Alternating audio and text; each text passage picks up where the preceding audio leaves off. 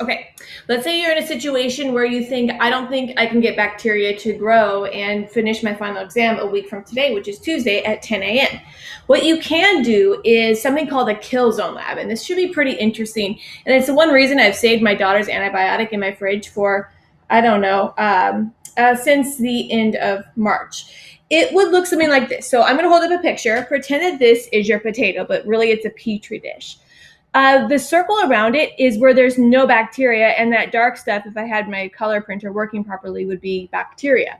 So all this area would be bacteria right there, and then that black would be no bacteria. So what's in the middle are these little discs. These are antibiotic discs.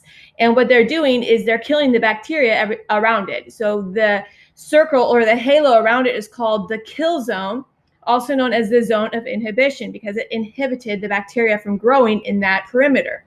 So you could technically make homemade versions of these discs with a hole puncher and some antibiotics. And then as a result, you could measure the diameter of the kill zone, and you can figure out what was the most effective cleaner in your house. It could be an antibiotic or an antiseptic, which is a cleaner.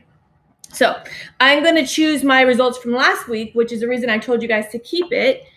Let's just see. My cutting board unfortunately had the most bacteria. So I don't know if you guys can see. It's kind of fuzzy. It could be a combination of bacteria and or fungus, but we will see if it works nonetheless.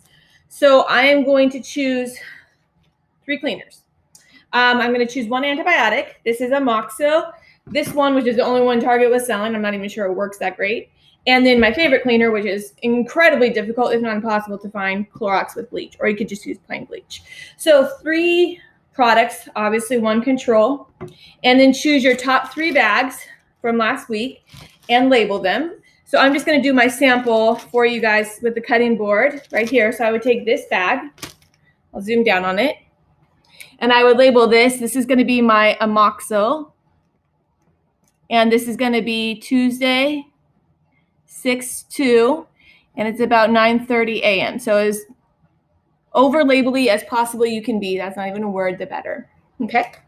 So what I'm going to do is I'm going to get a hole puncher. You're like, I don't have a hole puncher. It's fine. You can use, I don't even know now. You can use a Post-it, which I'm going to use. So I'm going to take a Post-it. I want to do about 4 per potato. This picture has way more on it because it has way more bacteria to sample. I only have like probably mostly fungus and a little bacteria on the perimeter. So I'm just going to have 4 dots. So I'm going to get my 4 dots out. I just made. Okay, here's the dots right there. I'm going to saturate them in Amoxil. The key is you don't want to really make contact with any of this with your hands. So if you do, wash with soap and water, practice lab safety. Ooh, it's pink. All right, let's see. Put some discs in there. I'm going to be using my tweezers, which is an essential lab supply. You don't do this unless you have tweezers. You're never going to touch directly the antibiotic or the antiseptic, etc. So I'm going to saturate it like that. Kind of hard to see. They're in there somewhere. Okay, and I'm just going to get out 4. This is an unexpected challenge. I'm going to go drain some in the sink so I can find my discs. Oh, got one. Okay. All right, as you guys can see, I have a disc. I'm going to now carefully open the bag. I'm going to do this 4 times. And I'm going to deposit my Amoxil ring on my potato. I'm going to seal it. I'm going to have 4, but I'm not going to waste video time and your time doing all 4 because it's the exact same thing. Okay, and I put it right in the center of my densest colonies, and I think I could find 3 more on there to do the exact same thing. So I would do this with 2 other bags, so I'd have a total of 12 discs, 4 for one antibiotic, another for another one, and 4 more for the other one. And I'd have 4 discs per potato, 12 total, 4, 4, and 4. And at the end of this, I would measure the diameter of the kill zone, aka zone of inhibition. And from that, I can conclude that the one with the bigger kill zone was the more effective antibiotic or antiseptic.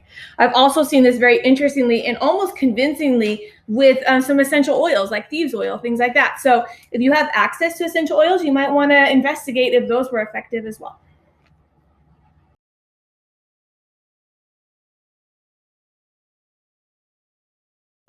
Okay, so it's been a few minutes since I showed you this image in my recording, and I realized if you look closely at it, there is some splatter there around the side. That's not going to give me an accurate, nice halo. So I have decided to tweak it a little bit, and it's all doable within the supplies you have. So I'm not going to put all my dots in the container. I'm just going to take one with a tweezer, dip it in, keep it in there for several seconds so I make sure the paper is saturated.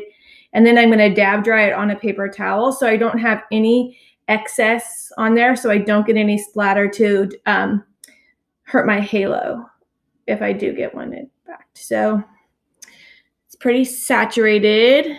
I'm going to put on my paper towel. Okay. Dab it on my paper towel. Okay, I kind of want to get a little bit more on there, so I'm going to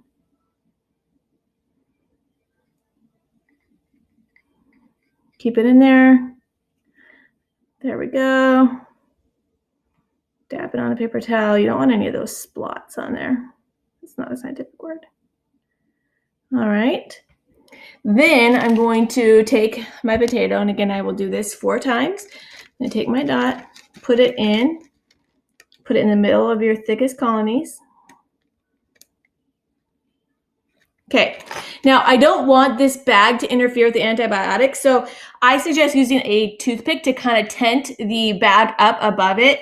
But since I moved, I know everything that I have in my house right now, and I do not have a toothpick. All I have is a drapery pin, or you could even use a thumbtack. I'm just going to stick this in. You want to just somehow create a tent effect so the bag doesn't fall on the antibiotic. Okay, so here is the new and improved Killzone Lab setup where you've dampened the little discs, you've put a little tent, and then you wait for 5 days. And the sooner you can get results, the faster you can get your analysis done. But keep in mind, it has to be done by Tuesday at 10 o'clock.